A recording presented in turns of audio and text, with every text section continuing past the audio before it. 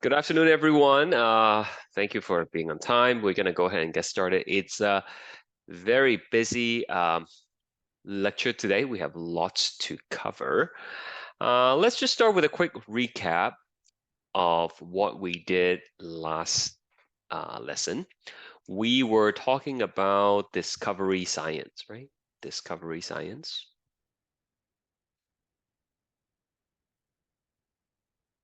And in discovery science, you are an observer. You are just watching, you are making observations. You're not really, yes, there's a question. Go ahead. Jasmine Pete, you have your hand up? Yeah, I just have a question. I just registered for the courses yesterday. Mhm. So, how many classes did I miss? Like one Just or one class. You just missed one class, and there is recording available online. If you go into the course homepage under news item, if you go to lecture archive, okay, under news item, lecture archive, you can see the recording. You guys are the afternoon class, so that's a recording of everything that we did last week, okay? okay, thank you so much. Excuse me, sir. Yep, go ahead. I am trying to download it here. I saw download and install the latest version of Lockdown browser. Mhm. And there's another one that says launch the Lockdown browser. Yeah, so you probably want to download it, okay? So maybe I help Okay. you after class, because right now we have to, yeah, Okay, sir. Okay, get with sir. this. Okay. Yeah, thank you. So discovery science, right, involves observing a system, observing a phenomenon, trying to come up with recording your observations, and the kind of observations you make can be qualitative, right, or quantitative, right, which means it could be using your senses only or using measurements, using numbers. So you will make a bunch of observations. Okay, observation 1, observation 2, observation 3, 4, so on and so forth. And you will take all these observations and come up with a generalization, right? Generalization. Now, we don't know if the generalization is correct or not, right? It might be correct, it might not be, may or may not be correct. But then you can apply the generalization to a specific scenario. Okay, so that whole thing here is discovery science. The first part, where you go from specific observations to create a generalization, this process is called induction, right? Or inductive reasoning. And when you try to apply the generalization to a specific scenario, then this is called deduction or deductive reasoning. So that's where we left off last time. And if you recall, the process of science actually has two different approaches, right? We have the discovery science, which is what I just recapped for you. And then the next step is hypothesis-driven science. Now, the two are not like entirely separate. They are actually interconnected, and you really have to do both in order to conduct science properly. So today we will shift our focus to the hypothesis-driven science. Once you came up with that generalization, we want to be able to test to see whether it is correct or not, right? So we use the scientific method as an approach to test that generalization. Now, in the scientific method, there are various steps in it, right? Starting with observations, making questions, and so on and so forth. Don't worry about copying it right now. We're going to go into details in the upcoming slides, and I will be explaining to you what each of these means, and we'll do some case studies, some examples. What I will say though is that the things I'm teaching you in this class is very important for the first lab that you'll be doing, okay? The first lab has to do with, you know, well, you won't be doing the experiment yourself, okay? Like you'll be watching someone doing the experiment, but you will be analyzing the results of the experiment. You'll be, you know, making hypotheses and so on and so forth.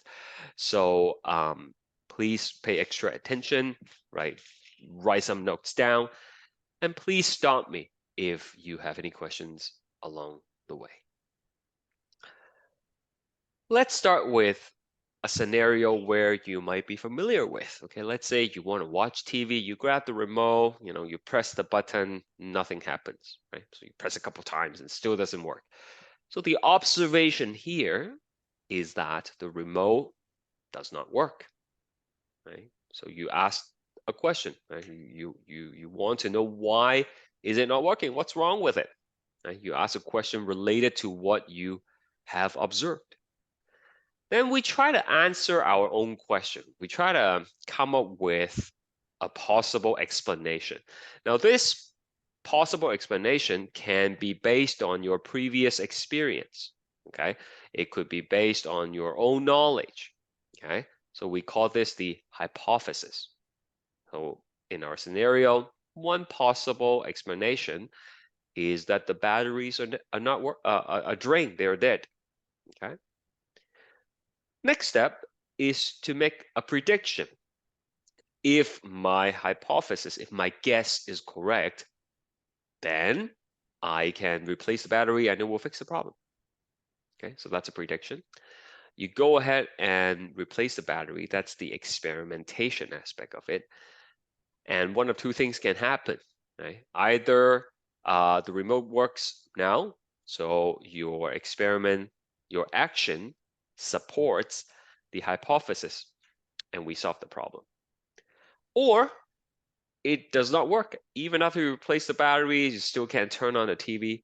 Then you have to revise your hypothesis. You have to change the hypothesis. Maybe it's another reason. Maybe it's not the batteries. Maybe someone unplugged the TV or something, right? So this example is a simple way of going through the scientific method process, right? To know what the steps are and how it flows from making an observation all the way to the experimental phase. Okay, so I'll be giving you a few examples along the lecture to help you really understand this concept. So the first case study that we'll be using is plants. Okay, so here are two plants. It's the same plant, but you notice one is like much taller than the other, right? So that would be an observation. One plant is taller than the other.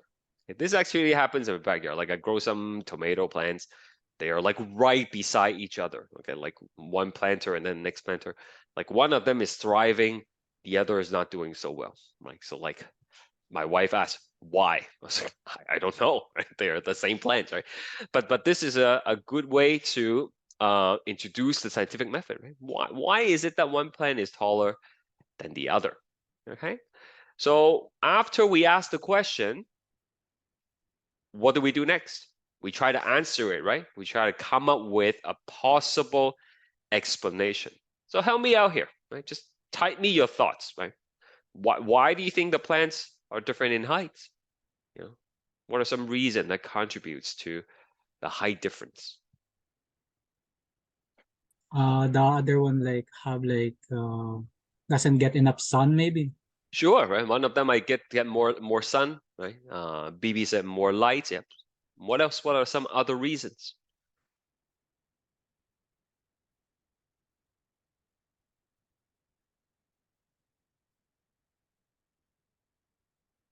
Nobody grows anything at home, not even like houseplants. Right? What are some other factors that might affect? Yeah, not enough water, right? That's a good one. Right? Anything else? Okay, maybe genetic difference, even though they're the same plant. Not getting proper sunlight. Okay, sunlight again, very good. One plant might be, oh, plants are actually both male and female at the same time. They have both like both parts, but interesting. Soil, right? Yeah, exactly. Yeah, so there could be a lot of things, right? We don't know, but you can pick an explanation, and that could be your hypothesis, right? One may be more exposed to pests, yeah. So that's totally could be a reason, right? So that answer that you came up with, that possible explanation that you came up with, that's called a hypothesis. Okay, it is a tentative answer to the question that you came up with. It's a possible explanation.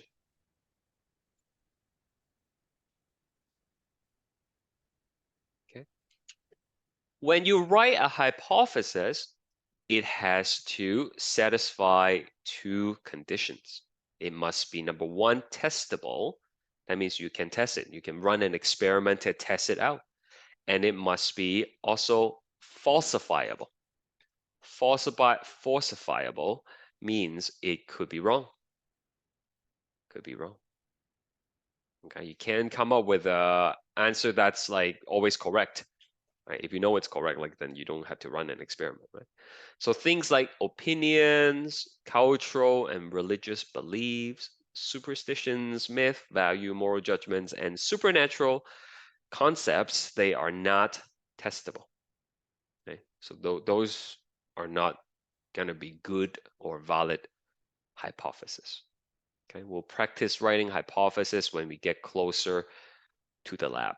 All right. Remember, hypothesis is an answer. It shouldn't be a question. Yeah, you should be answering the question that you came up with. Here are some invalid hypotheses. Animal testing is bad. Why is that an invalid hypothesis? It's an opinion. That's right. It is an opinion. You don't like you might think it's bad, and someone else might think it's not. Totally fine what you think, right? But we cannot prove it one way or the other, or we cannot test it one way or the other. It's an opinion. Same thing for the next one. Rock music are better than classical music. That's a personal preference. Right? The garden fairies made some plants taller than others. Why is that an invalid hypothesis? What's wrong with it?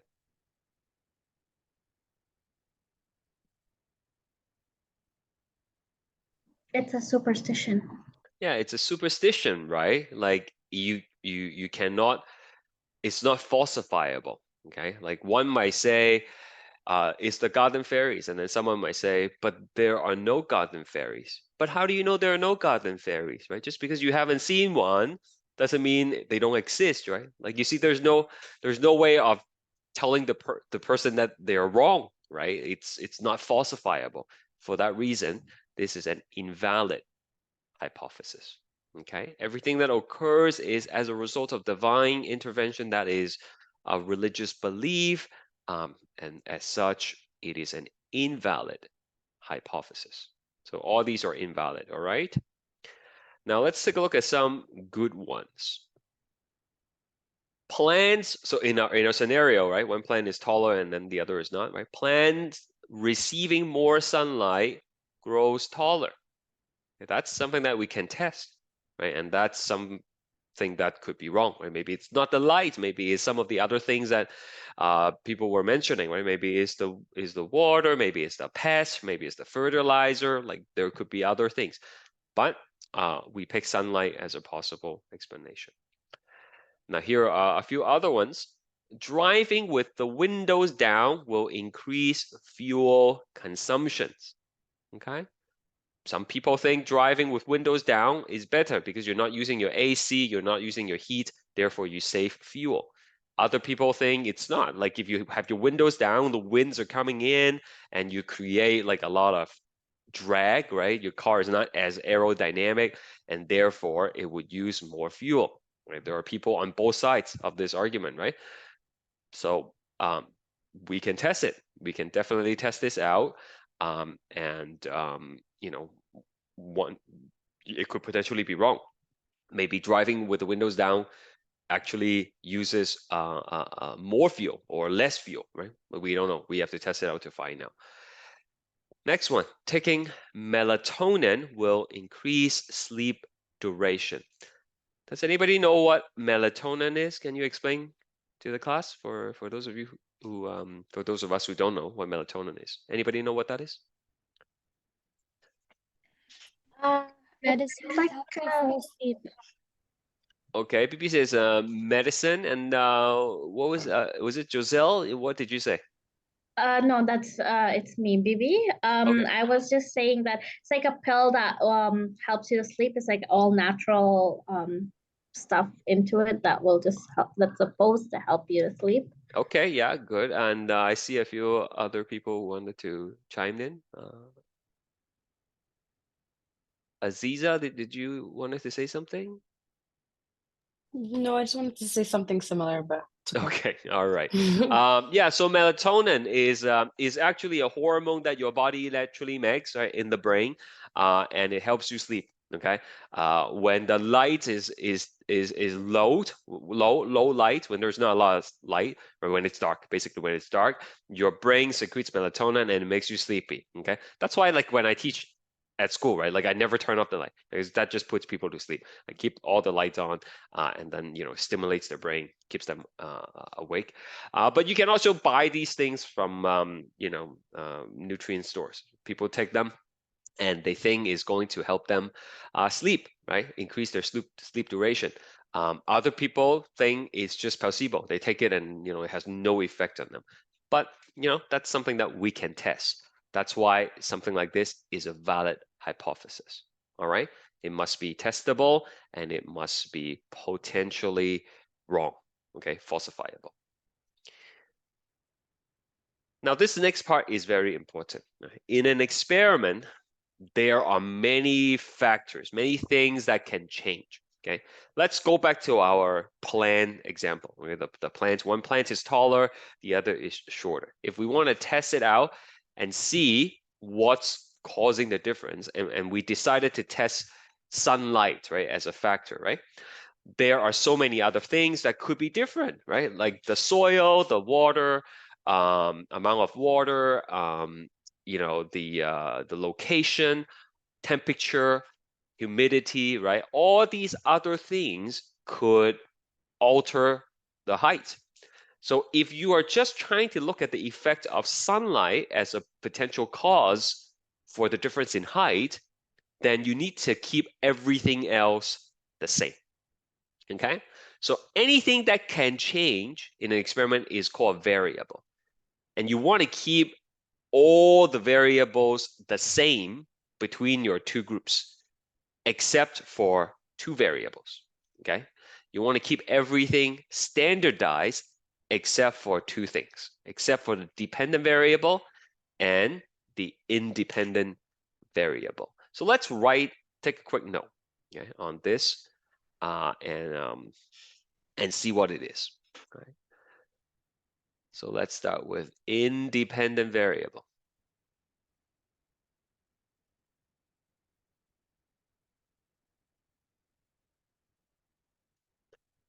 In an experiment, the independent variable is the variable that is being altered. Okay, that's the one that's being changed. Okay, so in our example, that would be the amount of sunlight. Okay. If you ever forget, you can think of it like this. The independent variable is the one that you are in control of. That's the one that you change. That's the one that you deliberately alter, right? And then there is the other variable, the dependent variable.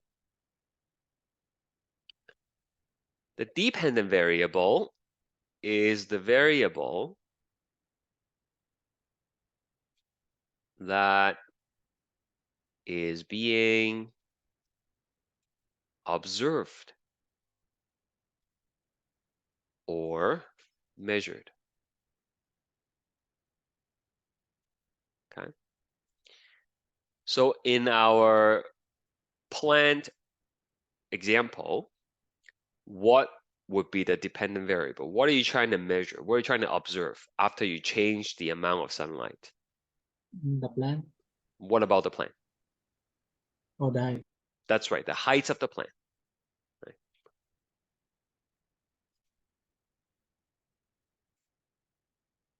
Okay. In essence, what we're trying to do in an experiment,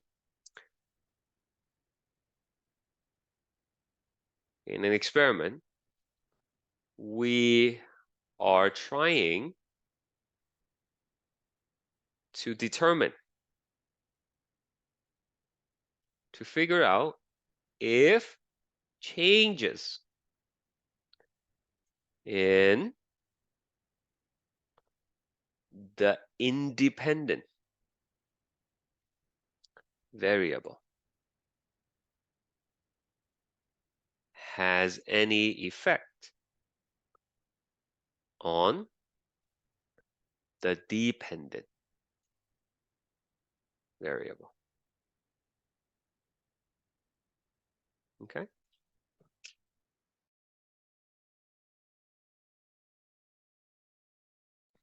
In other words, for this particular example, we are trying to, I'm just reading it word to word, right? We are trying to determine if changes in the amount of sunlight, the independent variable, has any effect on the height of the plant. But in order for us to do this, we have to keep everything else the same, right? We have to standardize everything else. Okay, we're gonna get to that in a second. Do we have any questions so far with what I have just told you?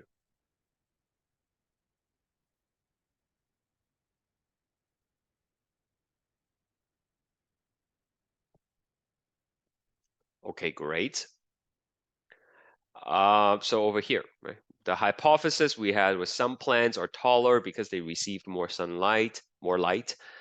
The experiment, therefore, we can have two groups. Right? We can have a group that has 6 hours of sunlight per day, and then the other one would be 12 hours of light exposure per day. Okay? But everything else other than the light has to be kept consistent, right? Has to be standardized. So here is a list of things. We want to be using the same type of plants. You want them to be the same initial height, same type of soil, same amount of water, type of light exposed. So like, you know, I keep on saying sunlight, but maybe it's not practical to use sunlight because it's like, what if, like, you know, it's overcast or something that could like affect your experiment, right? So maybe to control the timing a little bit better, we use like artificial light, right? You get one of those like maybe just a lamp, right? That shines on the plant 6 hours for this one, 12 hours for the other one. Right? That would be more standardized, right? Humidity, temperature. Okay. So you should write this down. The purpose of standardized variables is to ensure, I'm going to put a star here, is to ensure any observable changes in the dependent variable, in the height in this case,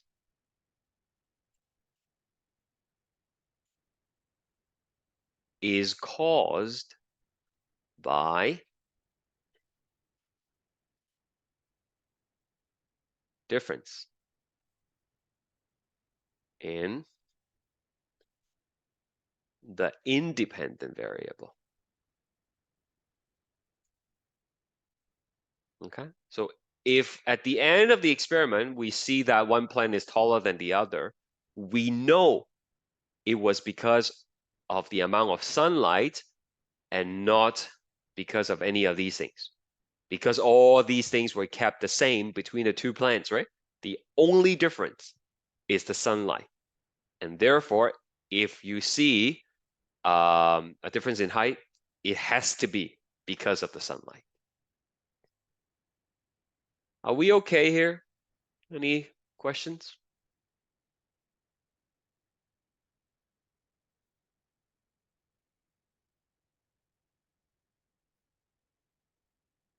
It's hard to tell. I mean, like I can't see your faces, right? Okay, thank you for this thumbs up. Yeah.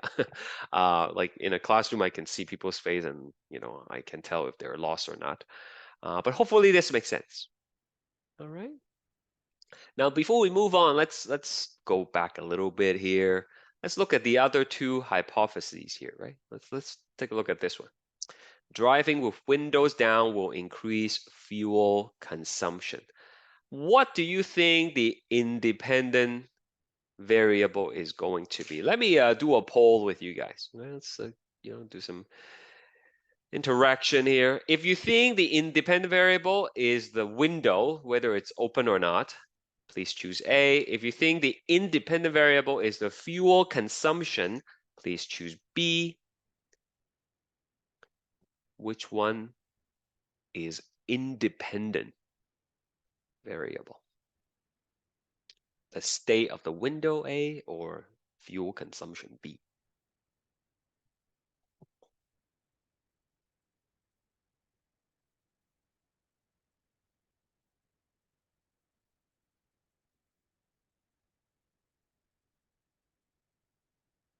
Okay, anyone else before I close the poll?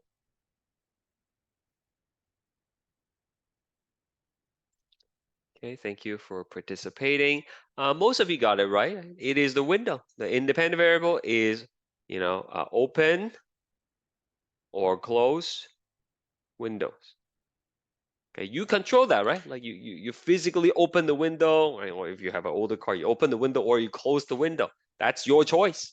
You decide if the window is open or closed. What are you measuring as a result? What are you trying to determine in the end, right? You're trying to determine if the fuel consumption is different, right? So the dependent variable is the fuel consumption. Okay. Now, still the same scenario. Let's say we want to do an experiment to test this out. What would be the standardized variables? What do we need to keep the same in our experiment? Let's say I'm going to test this out. I'm going to drive the car one day with the doors open. Sorry, no, I mean, don't drive with your doors open. One day with the windows open, the other day with the windows closed. Okay, so what else we have to keep the same? Okay, so people say same type of car. I would say the same car. Okay, I don't want to like. I mean, like a Corolla and a Civic is, you know, same type of car. They're both like sedans, right? Okay, like I want it to be the same car, right? So that there's no discrepancy, right? We have distance driven. Yeah, that's good. Distance driven, you want to drive the same path, right? Same path, same distance, same path. Okay, you don't want to be like you're going uphill one day and downhill the other, right? It has to be the same path, same distance. A lot of people say fuel. Do you mean like the type of fuel that you use? Right, I hope that's what you mean, right? Type of fuel, yeah, type of fuel, but not the amount of fuel, right? That's important, right? The amount of fuel is what we're trying to observe, right? So, but the type of fuel would be important, okay? And I mean, like, you don't necessarily have to start with a full tank every time, right? You can just see how much you started with and how much you are left with afterwards. That's okay, right? But you want to make sure that you have the same type of fuel, right? Like you don't want to be using, you know, the regular stuff that all of us put in our car, and then like the premium stuff that some people use, right? Like we don't want to use the same type of fuel. Okay, maybe two more standardized variable in this case. I'm gonna ask you this on the quiz, guys. Okay, like I'm not just doing this for fun, right, with you, right? I'm gonna give you a scenario on the quiz, and you're gonna have to tell me what the standardized variables are gonna be, right? So work with me here. What else do we need? Speed, yeah, number of passengers, those are good ones as well, okay? So speed, you don't want to be going super fast one day and then super slow the other. And then number of passengers, number of people, we'll say, okay? Same number of people, maybe it's just you, okay, to keep it the same, right? You don't wanna load up your trunk one day and then empty it the other day. You want the car to be the same way, right? Similar way. Does that make sense? All right, one more. The melatonin to increase sleep duration. Which one is the dependent variable? Okay, I'm looking for the dependent variable. Is it A, melatonin, taking melatonin or not? Or is it B, sleep duration? Which one is the dependent variable?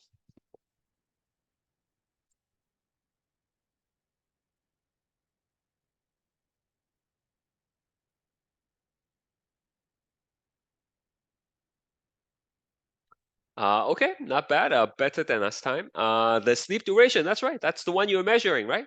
Okay, you can control to take the melatonin or not. Okay, that's your choice. You are in control. The sleep duration, that's something that you don't have control over. That's like, what you're going to be observing. All right. So I am going to break you guys into groups of 3, I'm thinking. Okay. And I will let you guys work on this. This is page 2 of your study guide. If you don't have your study guide in front of you, that's fine. Just take a picture with your phone of these questions. Okay, take a screen grab. All right. And I will put you in groups. How this works is the computer assigns you to a group. You just have to click join and then you will go into it and then you will meet other people. The person whose name is closer to the letter A, like alphabetical order, like if your name is closest to the A, will be the team leader, okay? You will be leading the discussion, all right? So I want you to go through these scenarios, figure out what's the independent variable, what's the dependent variable, and then we will come back together in about, 10 minutes or so. You will see a little warning that says the room is about to close in 1 minute, so you will wrap it up. I'll pop into the groups and say hello if I think you guys are struggling, because I can see if you guys are talking or not, okay? Believe it or not. So let me just do that. We have 15 people. Let's do 5 groups, okay? I will send the invite right now. Go ahead. All you have to do is join the group.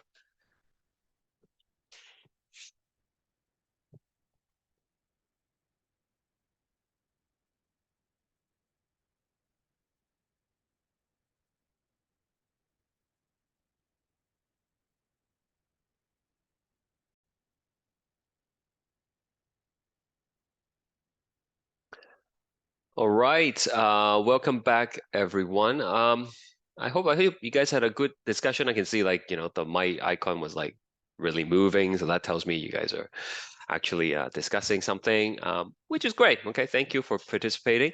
I hope you enjoyed that. You can let me know in the chat box if you want more of that or if you want less of that. Because I don't know, some people don't like to talk. But I mean, we're not going to be able to meet each other physically. We might as well, just meet each other's voice.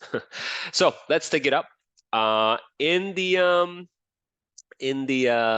each of the following, we're supposed to state the independent variable and the dependent variable. So first one, student watched a cartoon either alone or with others, and then rated how funny they found the cartoon to be. I will be posting the answer to these to the whole study guide at the end of class, and you will be able to see what I wrote. But to save time, I am just gonna be highlighting it for you. So over here, the independent variable would be whether watching the cartoon alone or with others, right? And then the dependent variable will be to rate how funny the cartoons are. Next one. The comprehension test was given to students after they had studied the textbook material either in silence or with the television turned on. So the independent variable is in silence or with TV turned on. Are they studying in silence or are they studying with the TV turned on? Now, the dependent variable is not written out explicitly here in this question. Anybody want to share what they had in the group, please?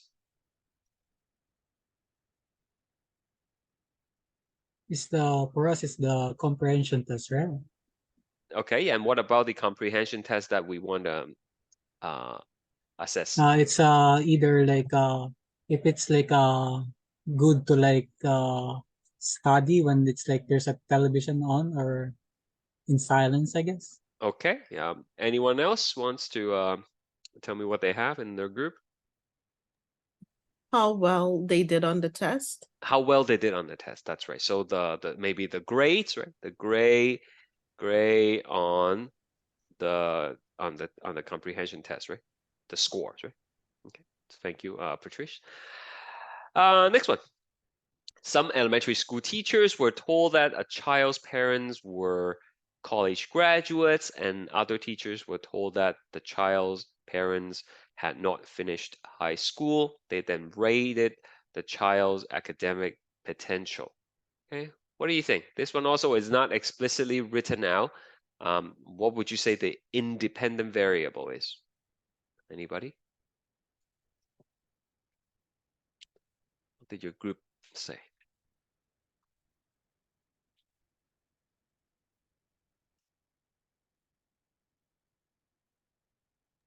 Excuse me, like it's somehow like the questions are somehow tricky. I think you need to explain.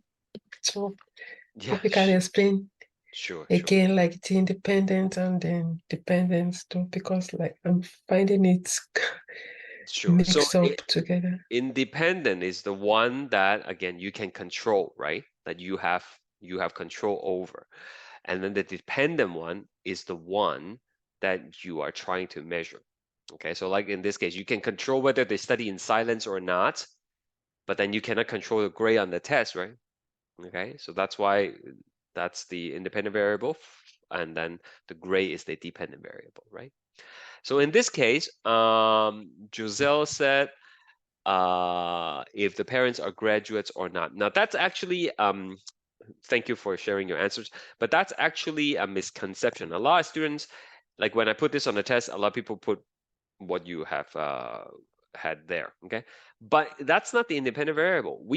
The person cannot control whether the parents are graduates or not, right? Okay, like that already had happened. What they can control is, whether they share this information with the teacher or not, right? Okay, so this is like sharing the parents' education with the teacher. Okay, and you tell them whether they're college graduates or they just like finish high school. Yeah, and then the dependent variable would be the child's academic potential, right? In other words, we want to see whether the teacher knows about the parents' education background. Will that have an effect on how they evaluate their students, right? Now, last one here. The students at the university were split into two groups and each received different texts for a philosophy course. Typo here. One group received a traditional textbook while the other received an interactive textbook on a tablet computer. After the course, the final exam marks between the two groups of students were compared. So independent variable is traditional textbook or interactive textbook. And then the dependent variable is going to be the final exam marks. Is this okay? Does anyone have any follow-up question about any of these examples? You want me to clarify something? Yes, please. Yeah, which one? For the first one, for like came up with so the independent variable being the alone or with others, Mhm. but I really thought that it was the cartoon because like that's the thing that you can't change. No? Sorry, you thought the independent variable is the cartoon? No, the dependent variable being the cartoon, because that's Oh, okay, yeah. like So the like, cartoon is yeah, I understand what you're saying, right? But then like you have to tell me like what about the cartoon, right? Like just like our example for the plants, right? The dependent variable is not the plant, right? It's like certain aspect of the plant, right? Like the height of the plant. In this case, same thing. It's not so much the cartoon, but like what about the cartoon, right? Like it's how funny the cartoon is, right? Okay, same thing. Like it's not the test that is the dependent variable, but the grades on the test. So you need to tell me like which aspect of the thing are you looking at? Which aspect of the thing are you assessing? Does that answer your question, maybe? yes, Okay, thank you. great. All right, let's go back to our PowerPoint slides. So then once we have our hypothesis, we can predict the results, right? Okay, we can say if our hypothesis is correct, we're back to the plan example, okay? If it is sunlight that's causing some to be taller than others, then the plant that is exposed to more light will be taller. On the contrary, if the hypothesis is incorrect, then the plants should be similar height, or actually the plant that's getting more sunlight will turn out to be shorter. All right, so like you have to kind of make a prediction of what happens if you're right and what happens if you are not right, right? And so let's say these are the results. You have a plant that has 6 hours of sunlight of light, excuse me, and then the other is 12 hours of light. They both started with same height, and at the end, one is taller than the other, right? The one that got more light grew 6 centimeter. The other one only grew 1 centimeter. Okay, so based on the experimental data, right, our hypothesis is correct. More light will make the plant grow taller. But in real life, like this is not a very good experiment because we only have two data points, right? You're gonna have to repeat this. You're gonna have a larger sample size before you can make a definitive conclusion, right? And you probably have to do some statistics, some math, some calculations to see if this is actually a significant difference. But for the purpose of simplifying the concept and illustrating what we're talking about, we will say that more light means taller. Then it often leads to more questions. Right? Now that we figure out sunlight will cause a difference in height, maybe the next thing we want to find out is, what is the optimal amount of light? Okay, like 12 hours makes it taller. What if we do like 18 hours? What if we do like, 24 hours? Is there some kind of best time, right? Best exposure to result in the tallest plant? Okay, so just like in real life, if you figure out like the vaccine works, it helps you prevent disease, then the next thing we want to do is, what's the optimal dose? Do we only give them one shot? Do we give them boosters? How far apart should the boosters be, right? What's the dose for adult? What's the dose for children? There's a lot of follow-up questions after you finish with one experiment. All right, let's do some poll question and see if you guys are with me.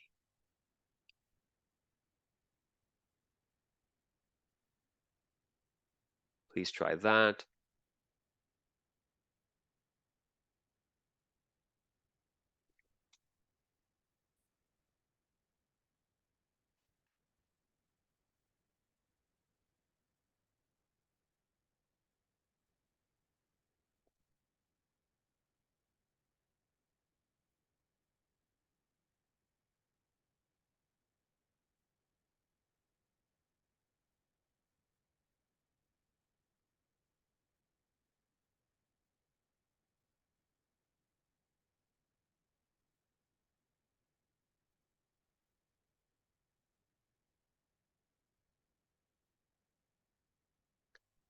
Okay, most of you got it right. The correct answer is hypothesis. We wrote it down earlier, right? Hypothesis is a tentative answer, is a possible explanation, right?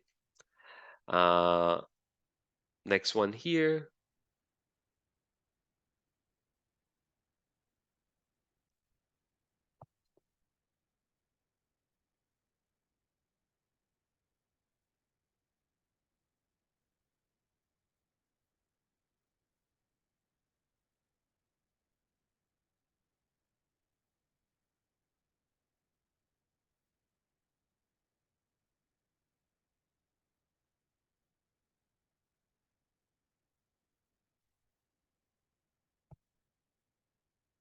I can't see the pool.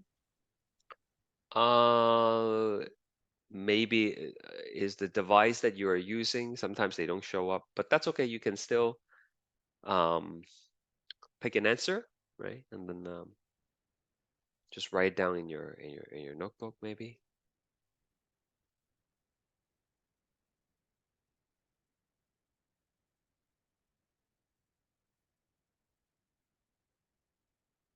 Okay, most of you got it right. It is the experiment, right? Experiment is the correct answer. These are things that you do to test your hypothesis. Okay, so hypothesis, once again, that's the tentative answer. Observations, that's a little bit tricky. Okay, like you would begin with an observation, you notice there's something going on. Okay, like you notice some plants are taller, some plants are shorter. That's an observation, but you are also making observation in your experiment, right? To see if one is taller than the other. So that's, you know, can happen at different stages. Data are the information that you collect from your experiment, usually numbers, and prediction is you know, you wanna predict the results, what it would look like if your hypothesis is correct, and what it would look like if your hypothesis is wrong. Okay, that's the prediction. So the correct answer is D. All right.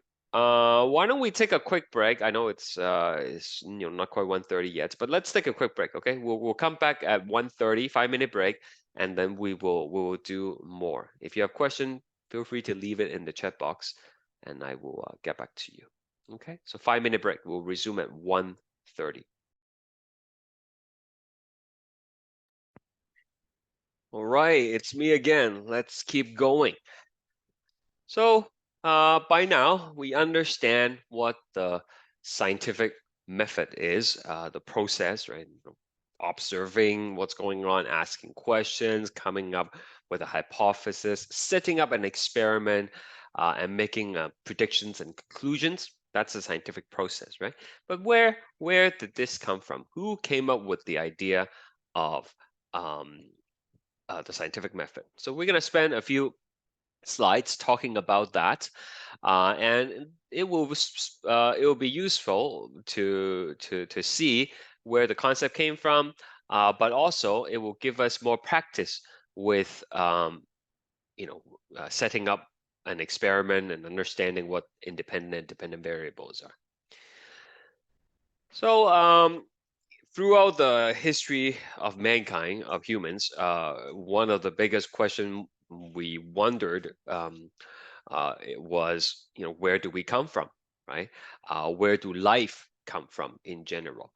So in the mid to late 19th century, there was this theory called spontaneous generation. Okay, spontaneous generation basically states that living things comes from non-living things. Okay, so the idea is that living things will appear from things that are not living. And people have reasons to believe in spontaneous generation, right? People say if you leave a piece of meat outside and then you come back to it, you know, a couple hours later or a couple of days later, it'll be teeming with flies and maggots, right? So people are like, hey, the meat is not alive. And then it's able to give rise to all these living things, the maggots and the fly, right? So the maggots and the fly must have spawned from the piece of meat, So they use that as support for the concept of spontaneous generation. You look at this right now and you must be thinking, like, no way, right? Of course not. This is common sense, right? Of course they don't came from the meat. But remember, this is like, a long time ago, and people didn't really have the same knowledge as we do now, right? So what seems to be obvious to us might not be obvious to them in the past. I'm sure like in hundreds years later, when people look back to what we're doing right now, they would be saying the same thing. How did they not know, right? It's so obvious. So we have to, keep an open mind when we think about this. And there are other more convincing evidence, right? People would see fish rain from the sky, and then they would say, see, spontaneous generation. The sky is giving rise to living things, the fish. That's where the fish came from. And that's actually something that happens even nowadays. I did a quick Google search, and these are the headlines that I got, and it happens in, as recently as 2022. Texas witnesses a rare weather phenomena as fish rain from the sky. Fish fall from the sky with rain in northern Mexico, and then you can kind of see it kind of everywhere, like in Australia and Malta. This is something that happens. Does anybody know why this happens? Why are fishes coming down from the sky?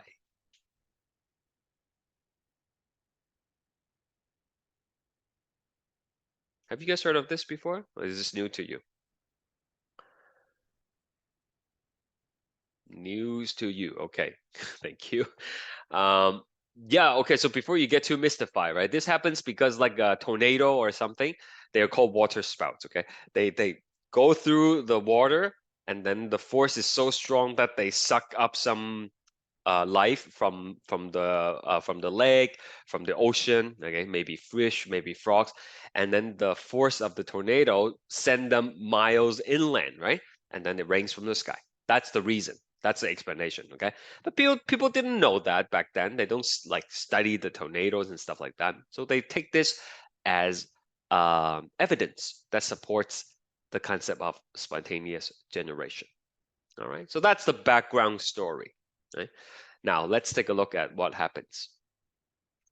Not everybody was convinced about the theory of spontaneous generation. In the 1600s, there was this guy named Francesco Redi, and he wanted to test the hypothesis of spontaneous generation. Okay? And he's the one who came up with the scientific method. So let's take a look at what the process was. The observation was that flies and maggots can be seen around pieces of meat left out on the counter. And that's the observation. The question would be, where do flies come from? Is the rotting meat transformed into flies? Okay, so that's the question. And then you can come up with a hypothesis. You either think that's true or you think that's not true, right? So in his case, his hypothesis was only flies can make flies. Rotting meat cannot be transformed into flies. All right, so we have the observation, we have the question, we have the hypothesis. The next thing we have to do is to set up the experiment and make some predictions, right? So I'm gonna write this out for you. Please write the notes down because I'll be asking you questions about it on the quiz. Okay, so this is Redi's experiment.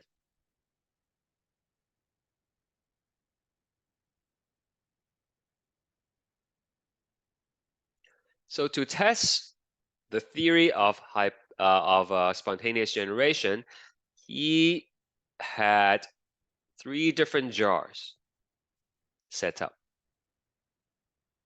Okay, 3 jars. In the first jar, it is open. Okay, it has no covers, no covers. And then he put a piece of meat in it. Okay. Actually, he puts a piece of meat in all of them.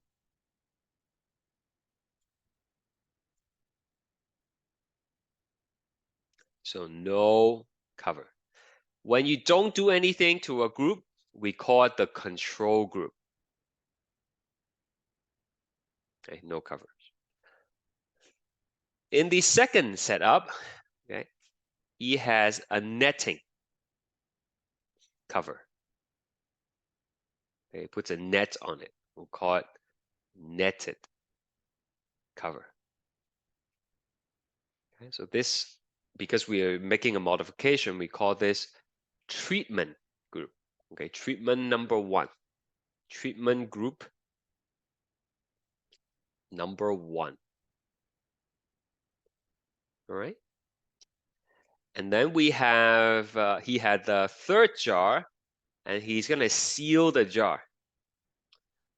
I mean, they didn't have saran wrap in the past, so he probably used like a piece of cloth or something, okay? I don't actually know what he used, but the story goes he covered it up, okay?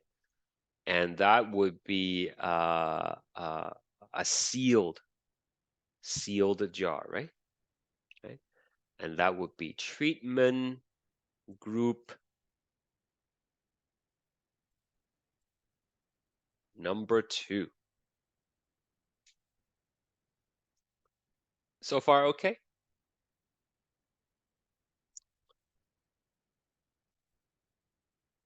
Now, what would be the independent variable here? I know you must be sick of me asking that question, but it's important that you understand. In this setup, what's the independent variable? The cover? Covers. Yeah, the covers, right? The type of covers. Very good. Type of covers. Right? Is it no cover? Is it netted cover? Or is it sealed, right? And what about dependent? Dependent variable. What are we trying to observe here? What are we trying to... The meat. What happens to the meat? What happens to the meat, right? Okay. And specifically, what do we expect to happen to the meat?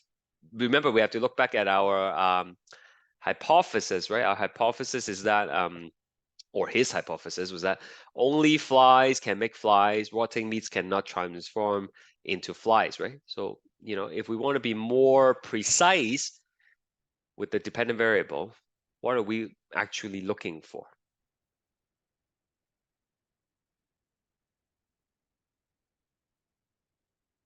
That's Whether okay.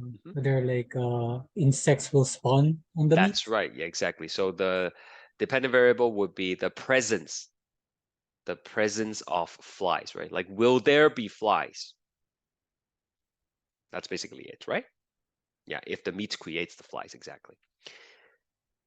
All right. Now, before we talk about the end result, you probably already know what the results are. Okay? Let's quickly talk about some standardized variable. Okay, what did he have to keep the same for all 3 groups?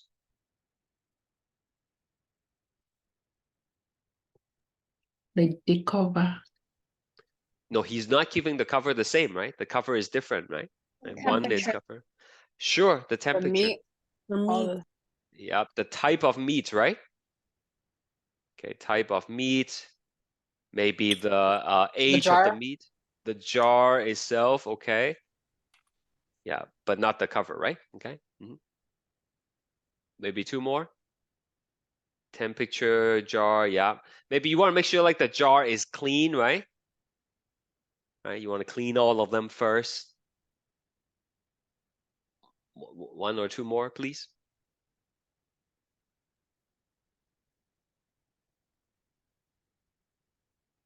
Location. Location, yep. You want to put the jars out like in the same place, right? Don't put one next to the cabinet and the other next to the dumpster, right? Okay. Very Time good. duration, Say that one more time, please. Sorry. time, Time, that's right? The duration, right? How long are we gonna leave these things outside? We want to leave them out all for 1 week or something, okay? Not 1 day for one and then 10 days for the other. Very good. So he did that. And he came back, I don't know how long, let's say a week, okay? Came back a week later. So what do you expect the result to be? Do you think there's going to be flies on this first one? Yes, fly or no Yes. fly? Yeah, I Yes. hope you say yes, right? Okay, if you think no flies, please try it out, okay? It's very hot today. Leave a piece of chicken breast outside, come back to it tomorrow, tell me what happens, okay?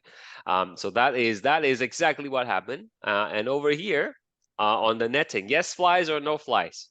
Yes, flies. Yes, flies. Yep, the fly is going to be buzzing around, but not on the meat though, interestingly, because the netting is kind of there, right? So like you see the maggots and the flies kind of buzzing around, but not physically on the meat. And of course, the last one here, no flies, right?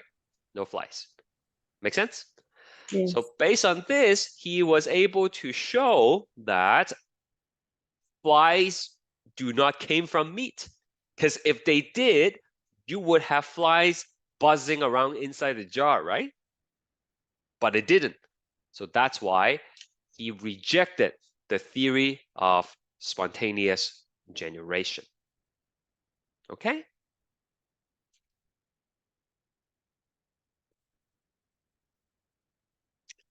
Not everybody was convinced. Okay? Some people say, hey, maybe it's not true for flies. Maybe flies don't come from meat. Okay, fine. I agree with that. But I still think spontaneous generation is true for microorganisms. Okay, so like bacteria and things like that, right? They probably came from non-living things. They spontaneously. Spontaneous means on their own. Okay, like it comes, it spawns on their own from non-living matter. So there is a group of people who still believe spontaneous generation is true for microorganism. And then in the late 1800s, there was another person. His name is Louis Pasteur. He then did another set of experiment to put that theory to the test.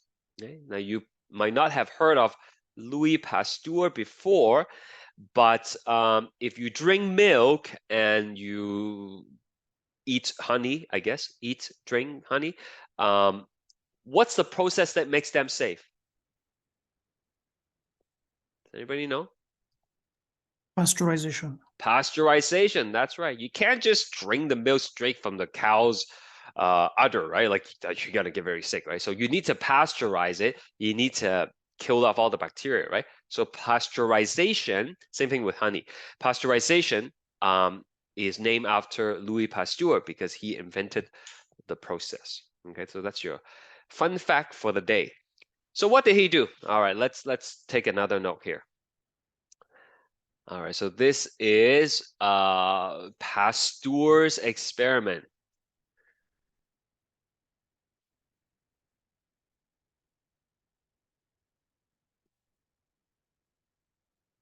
Okay, I really hope you are writing this down, okay?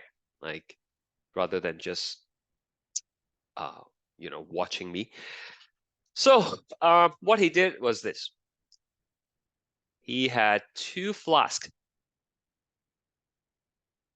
Okay, 2 flasks. By the way, I have an animation of this in the video archive, if any of you need it. If you go to, I'll just quickly show you where it is. If you go to lecture 1, study resource. Okay, lecture 1, study resources. There's video resources that I was telling you about, right? So if you click on that, here is the Rady and Pasteur experiment, okay? If you're still confused about independent and dependent variable and you want to hear someone else explain it, there's a video for it as well. If you want to hear about deductive and inductive reasoning, there is a clip for it as well, okay? Scientific method, so, you know, you help yourself with those if you need a second dose of explanation. Anyway, back to Pasteur, okay? Why is he doing this experiment?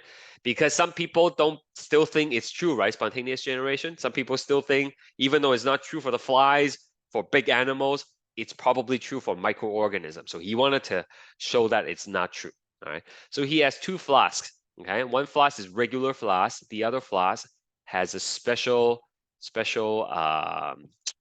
connector to it. Okay, this is called a swan neck.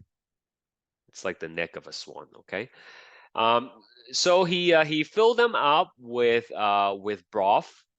Okay, some kind of broth, like maybe chicken broth, maybe beef broth. I mean, I don't know. But the broth is like something nutritious, right? Something that bacteria can grow in it, okay? So this is the broth.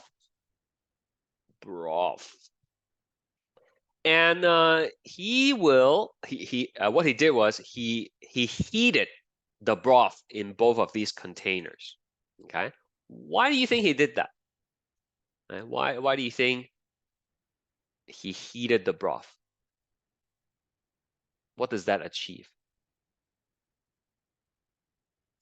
Heating the broth will do what?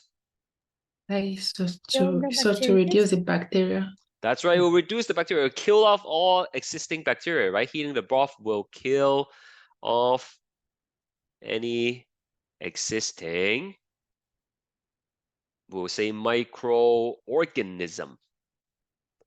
Okay, so this is part of standardizing variable. You wanna make sure that they are the same, there's no bacteria in it at the beginning, and then you leave them out in the counter. He left these flasks out in the open, and then he came back to it like maybe 1 week later, and then he looked at the broth. This broth had microorganisms in it, as you would expect, and this one, no microorganisms, right? So that shows that it's not the broth that's making the microorganism, right? It's the microorganism that is already in the air, and they were able to fall into the flask in this nutritious broth, and then it multiply, right? Same over here, you still have the microorganism, but they go into the flask and then they get trapped here, right? They're not able to like climb up, right? So that's why there's no microorganism in there, right? Like that's why, like, I don't know if you guys do this, but like if I have leftover food from dinner, right, I would heat it up before I put it into the fridge, right? Because heating it up will make sure it kills off everything, right? Like if I make like a stew or something, right, I would reheat the whole pot before I putting it back into the fridge. Otherwise, everybody was stirring at it at dinner, right? You might introduce some bacteria and it will grow, right? But sterilizing it before you put it in the fridge, it will last longer. So based on this experiment, Pasteur shows that definitively that the theory of spontaneous generation is not true. All right, that was a lot of explanation. Let's do another poll.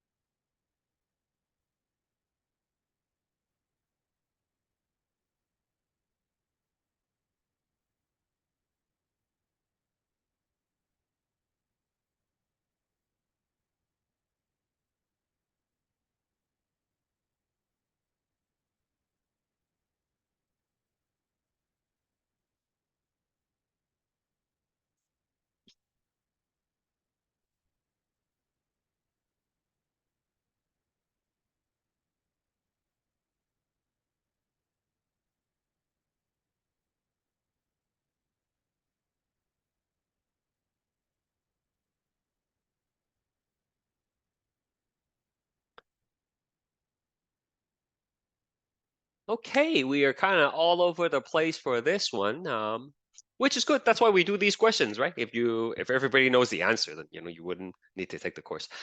So in Louis Pasteur's experiment related to spontaneous generation, what was the independent variable? Okay, so A, the type of broth used. That's not the independent variable. In fact, that should be the standardized variable, Okay, you have to use the same kind of broth, right? Type of flask used, that would be the correct answer, right? Like, is it the one with the open top, or is it the one with the swan neck, right? Okay, that is the one that you're changing. That's the one that he was in control of. That's the independent variable. Presence of microorganism, that's what you're observing, right? That is what you're trying to measure in the end. So that would be the dependent variable. Okay, boiling the flask, that is part of standardizing the variable, right? So that's not it either. I'm glad no one chose presence of flies. That's like the wrong experiment, right? Like this is the what's the other guy's name? Rady's experiment, right? Okay, so that is that. Okay, I'm talking too much, so we are running out of time. We don't have time to do this exercise, but briefly let me describe to you. On the internet, well, on the internet there's a lot of, like, you know, nonsense, okay? But one of the things that people say is this: if you water your plants with microwave water, it will kill them. Okay, so they even have pictures, and this is very common pictures for related to this thing. The person shows day one, you have two plants that are looking quite healthy, and then after 9 days being watered by microwave water, it died. Okay, and then therefore they say microwave water is dangerous.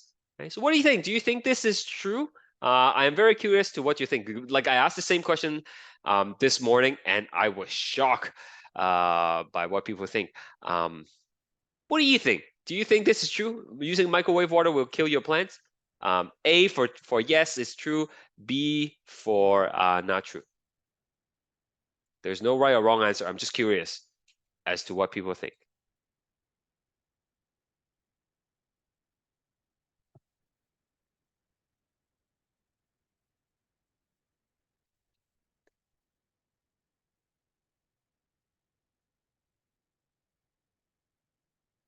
Okay, yeah. Interesting. More of you thought that this is not true than yes. In the morning, it was kind of like, you know, half split.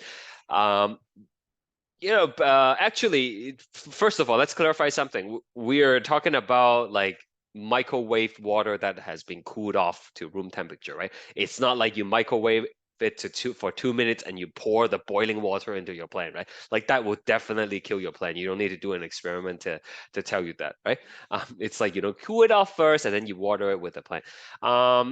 Yeah, like, you know, you can do an experiment to test this. And actually, there is a clip I posted. If you're interested in watching it, in the video resource of someone testing this out. The answer is no. It's of course not gonna kill your plant, right? If it was a problem, then a lot of people would also have you know, problems by microwaving their food, right? So that is not true. Okay. Next, we're going to move on to experimenting experiments that involve human testing, right? That involves human beings. Now, that is a lot more complicated. Okay, unlike plants, right? You can do whatever you want to them. They're not gonna, you know, give you a hard time. But with humans, we need to follow ethical guidelines, right? Right. So you need to have their consent. You need to have their continuous consent. If someone say, okay, I want to participate in this experiment, and then they change their mind midway, you gotta let them go, right? You can't say, hey, you signed the form, you gotta stay, right? That's not how it works, right? Has to have continuous consent. It should be voluntary. You cannot force someone to participate. You can't persuade or coerce someone into participating. They have to be wanting to do it on their own. And you should do a reasonably good job to protect them from any physical or mental harm. Okay, you can't just lock them up in a room and see what happens after like a month. Okay, like that's harmful to their mental health, right? that's not something that you can do. So there's a lot of things you need to consider when ethical things that we need to consider when we are dealing with humans. But one of the biggest problems when it comes to dealing with human subjects is the concept of psychological effects and bias that humans have. Okay, let me give you an example.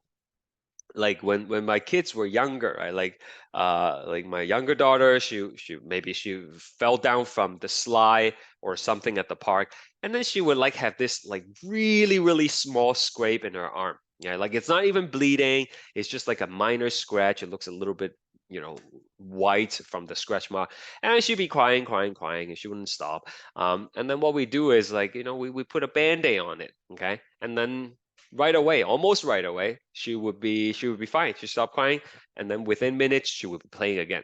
Right?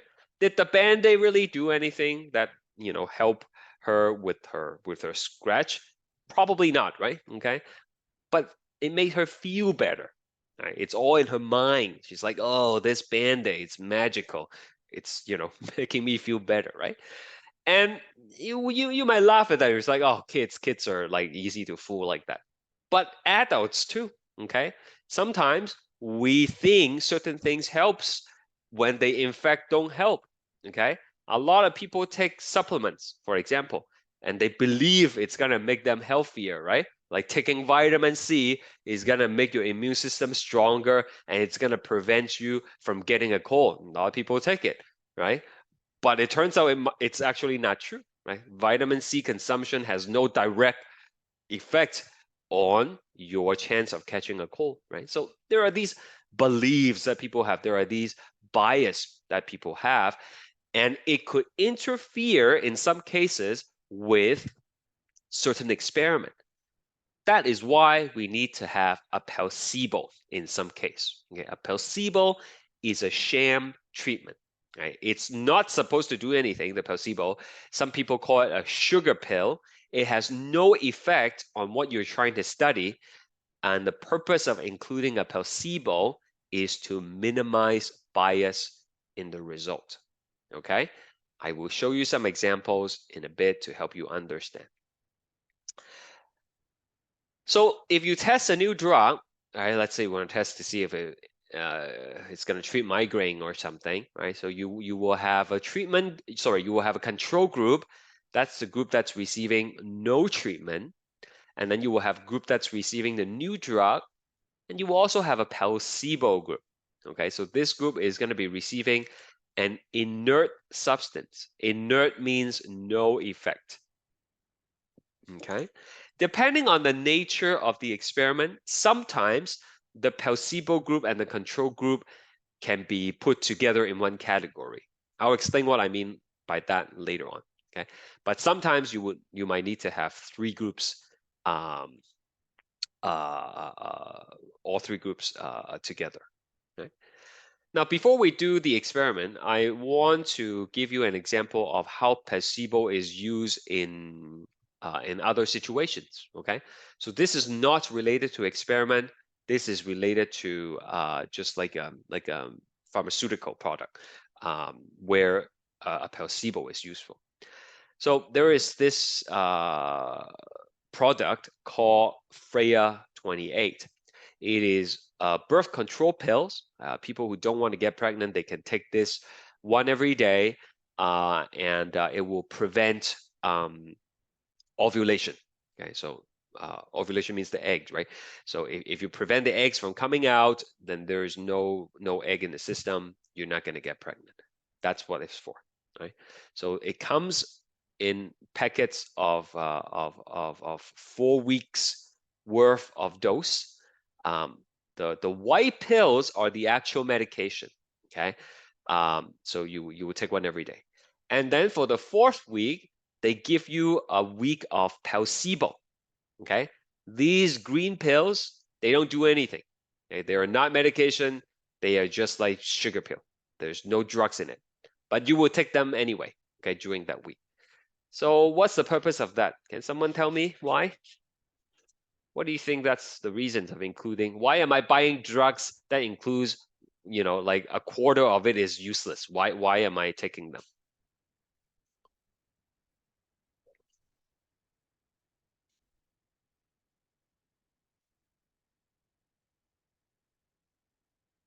No idea?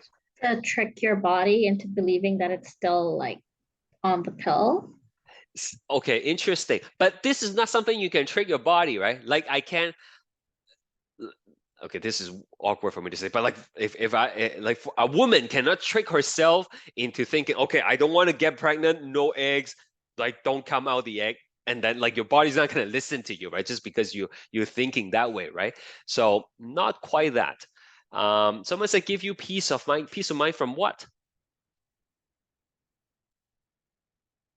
Worrying about getting pregnant.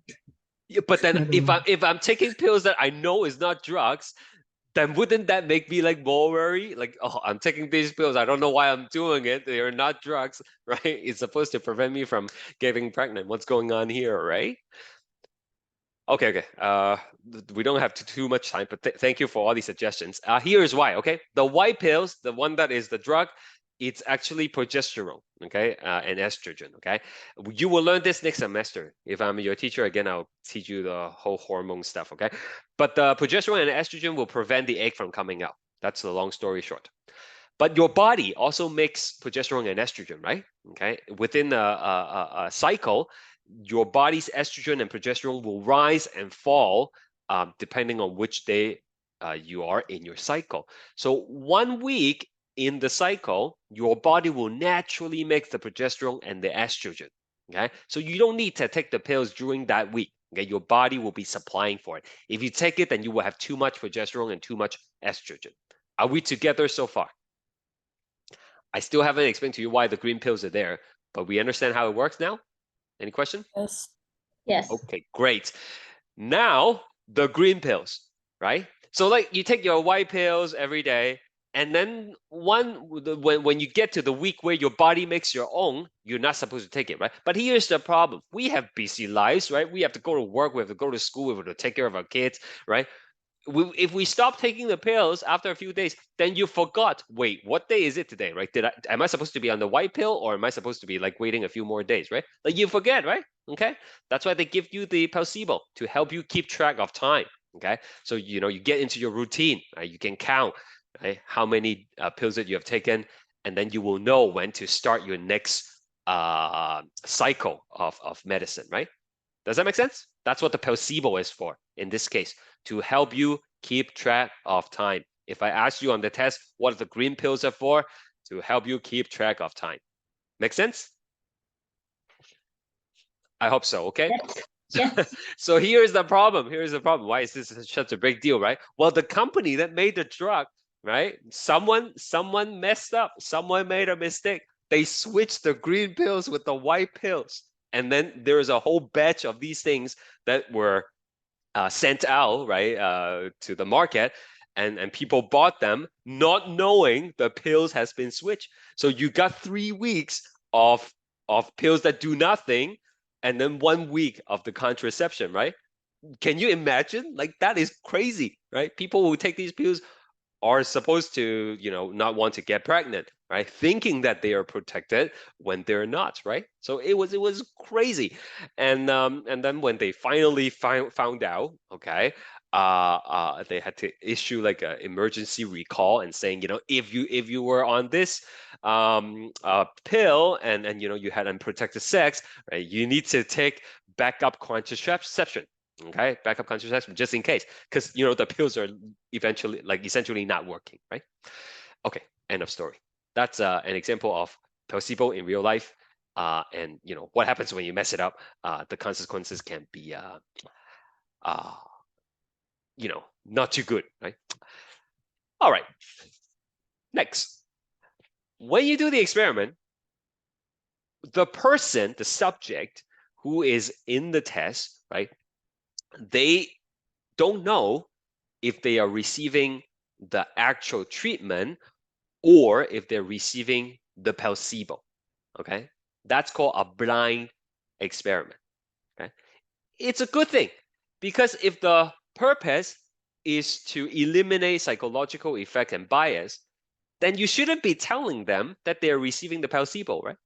Like, it's like when I put the Band-Aid on my daughter, I'm not gonna say, this is not gonna do anything for you, okay? It's not gonna make you feel better. It's not gonna make it hurt less, but I'm gonna put it on for you anyways. Like, I'm not gonna say that, right? When I say that, then, it's not gonna work because it's not gonna minimize the bias, right? The psychological effect, right? So the whole point is not to let them know whether they're taking the placebo or not.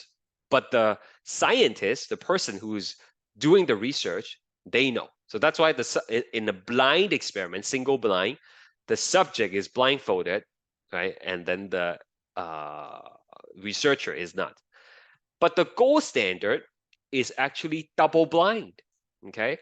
The person who's receiving it does not know what they're getting, and the person who's giving it, they also don't know, okay? Why would this be important? Well, it's important because sometimes pharmaceutical company who's creating the drug and testing them, they have a conflict of interest, right?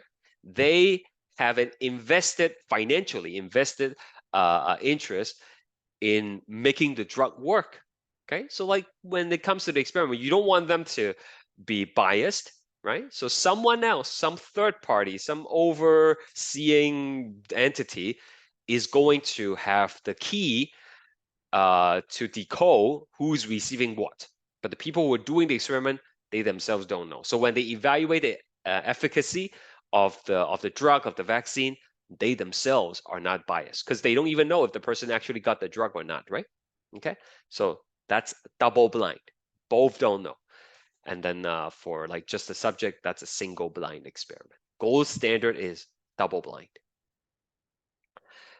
All right, now this chart graph can be confusing. Let me try my best to explain to you. Just ask me if I'm not making sense, okay? You gotta stop me if I'm not making sense here.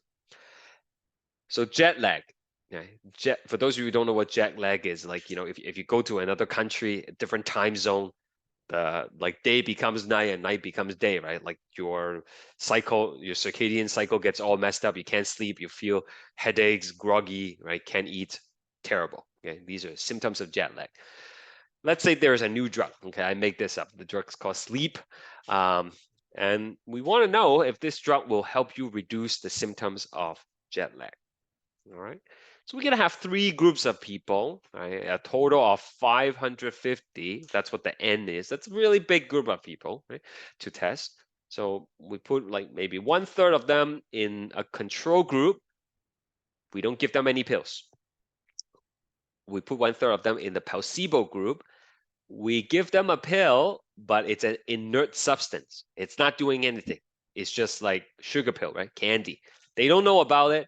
Okay, maybe the experimenter, the researchers don't know about it either, but this group is given a placebo. And then we have a treatment group who's taking the actual new medicine, okay? So based on this result, okay, the control group who received nothing, 70% of them reported symptoms of jet lag. People who are taking the sugar pill, only 40% reported symptoms of jet lag. And then for the treatment group, also close to 40% reported symptoms of jet lag. Based on this result, do you think A, the drug is effective, the drug works, or B, it does not work? Okay. A, it works, B, does not work, C, I'm not sure.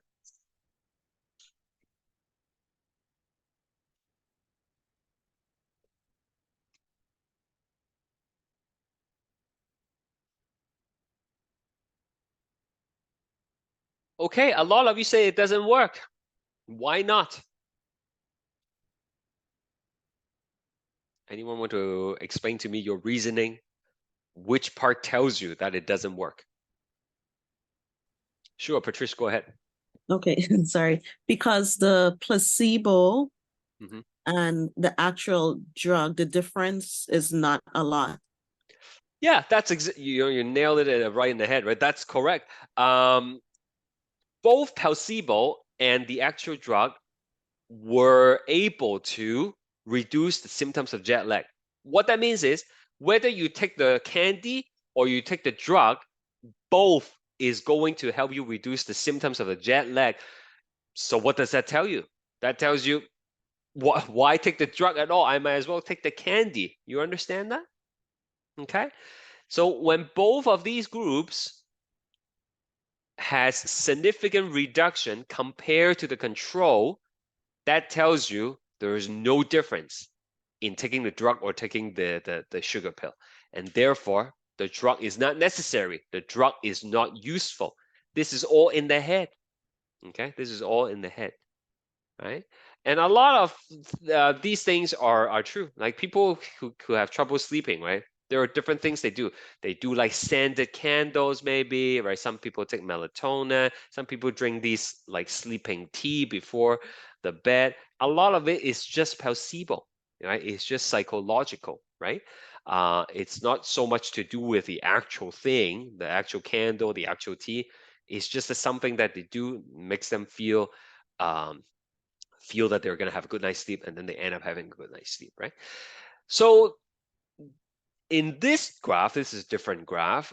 This is where the result would be different, right? In this case, the placebo is very similar to the control group, and that's what you would expect.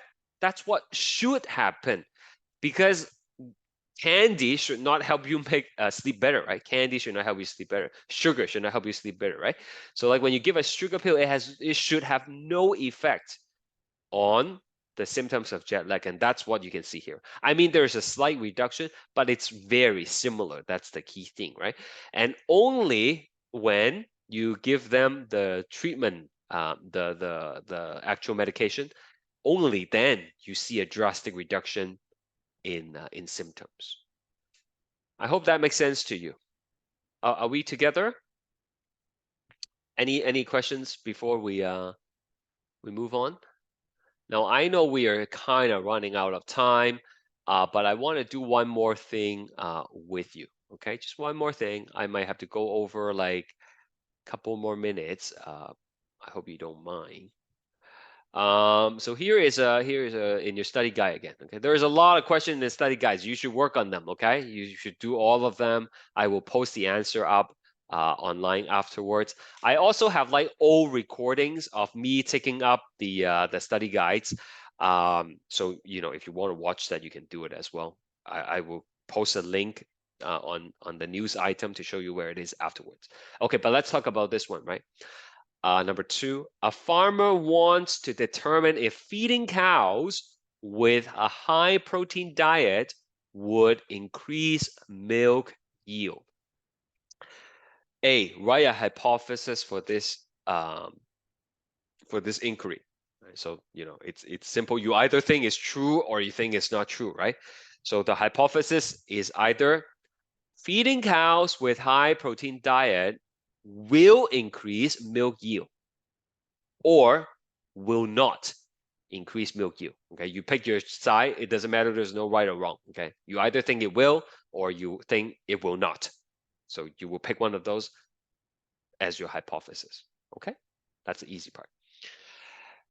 Skip B for now. Is a placebo needed in this experiment? What do you guys think? Do we need a placebo or do we not need a placebo? No. No. Okay. Justine said it's a cow. So what if it's a cow? Doesn't have any opinions on it though. That's right. The cow doesn't have an opinion. Maybe they do and they just don't tell us about it, right? But the cow doesn't know you are doing an experiment on them, right? Okay. Like they're not gonna be like, oh, okay, I'm gonna hold out on the milk. Okay, I'm not gonna let you see the high yield, right? Like they're not gonna do that. There is no need for placebo, right? It's an animal. You only need placebo when it comes to human testing, human subjects. All right. So when we set up our experiment, we would have 2 groups. Okay, we would have the control group. Okay, that's the cow. Okay, control is regular diet, and then we would have the other cows. Okay, that would be the treated group. okay, with high protein diets, right? Okay, 2 groups here, no placebo needed. Now, I am gonna ask you to tell me, and I will post like a link here, okay? I want you to tell me 3 things that we need to keep standardized in this experiment, okay? Now, click on the link in the chat box. I just put it there, okay? Type me 3 things that we have to keep the same between the 2 groups of cows. Okay. Go, go, go.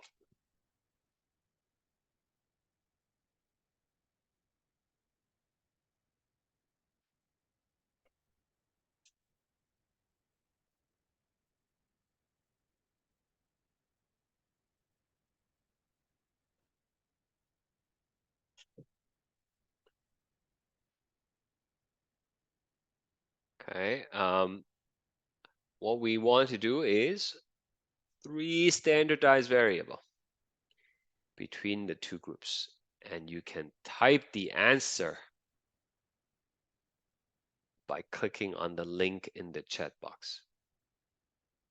I'm just trying different ways to help you guys stay engaged, is all.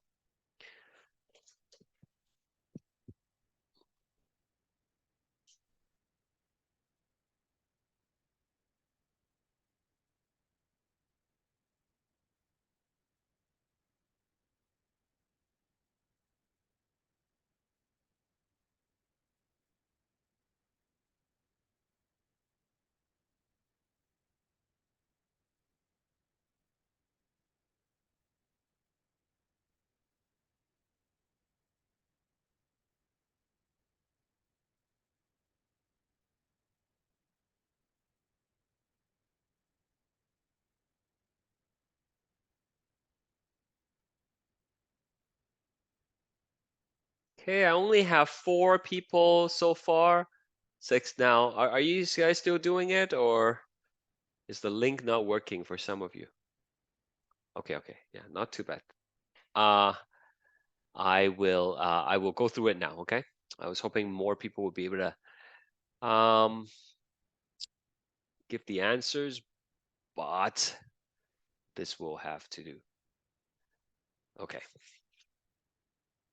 On the quiz, when if I ask you to write some standardized variable for some situation, try to be as specific as possible. All right. So for example, like if you put feeding, like what does that mean? Like, are you talking about feeding them the same amount of food? Are you talking about feeding them at the same time? Are we talking about feeding them like what, right? Like don't let me fill in the blanks, okay? You have to be descriptive. Right? If you put feeding, I'm not gonna give you any marks, okay? Like you have to be specific about what you mean. Same thing with things like sleep, time. What do you mean? Like sleeping by the same amount? Like do I wake the cows up or something, right? Or do you mean sleeping in the same place? You have to be specific, okay?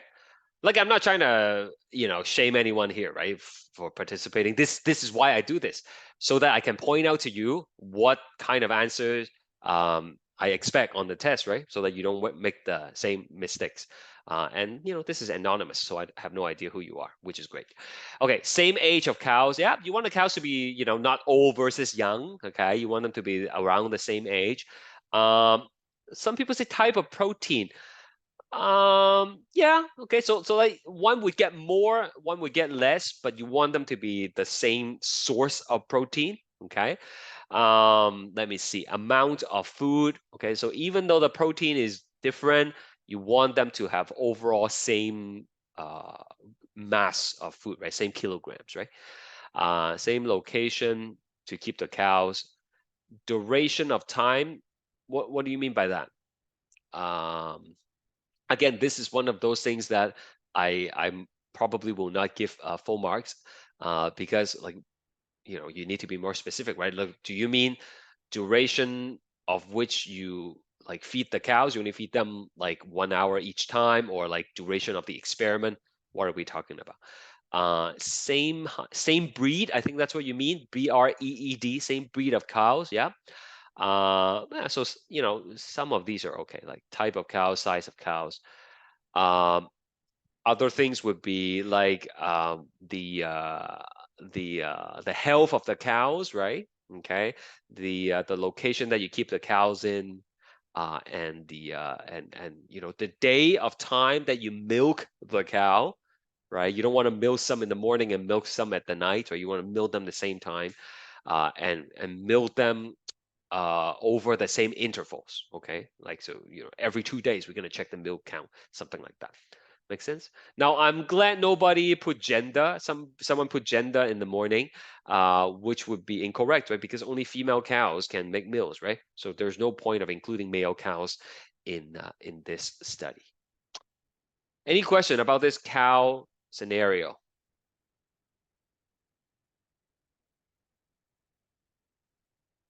Fantastic. All right, I promise, absolutely last thing, and then you will go. This is just the last poll questions of the day, and then that will be it. Go for it.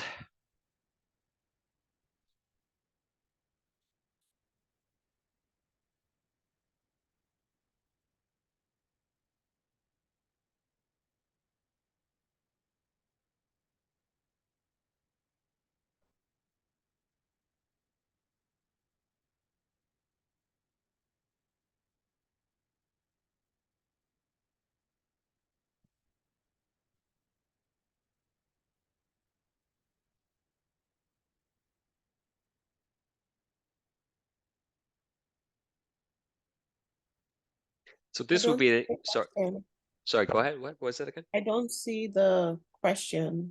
The question is on, oh, you mean the poll is blocking it? No, I mean like I No. don't see your screen. Oh, you see my screen. That is odd. Let me try that one more time. Is it better now or no? No, No. I have no idea what the question is. I just see the poll, but no question. Okay. Do you have the PowerPoint slides with you? Okay, now I see it. Oh, okay. This is Okay, slide let's 58. see. Yeah. All right. It has been 2 minutes. I am gonna end the poll. So let's take a look, right? 1 milliliter of an experimental drug diluted in saline solution. Saline just means salt. Is injected into 20 pregnant mice to determine possible side effects. Which of the following is a suitable control for this experiment? We are dealing with pregnant mice here. So anytime you see the male, you can cross them out. Those are not going to be the answer. Non-pregnant mice should also be crossed out, right? We are dealing with pregnant mice here. As a control, do you want to give them 2 milliliters of a drug or just 1 milliliter of the saline? Remember, control is like where you do no modification, right? No changes. Like the jar with no lid, like the flask with regular top, like the cows with regular diet. You're not making modification, right? So in this case, you know, it would be just the saline. All right, so this would be an example of like a application question. Okay, that's it. Sorry for keeping you over time. And thank you all for coming again. Next week, we will finish off the last, I don't know, like I think we have like 7 or 8 more slides to go. And then we will start on lecture number 2. So please print the PowerPoint slides for lecture 2 as well as the study guide. All right, thank you once again. Have a fantastic week. See you next Tuesday. Thank Bye you, for now. sir. Bye-bye. Thank you, Right. sir. Thank you.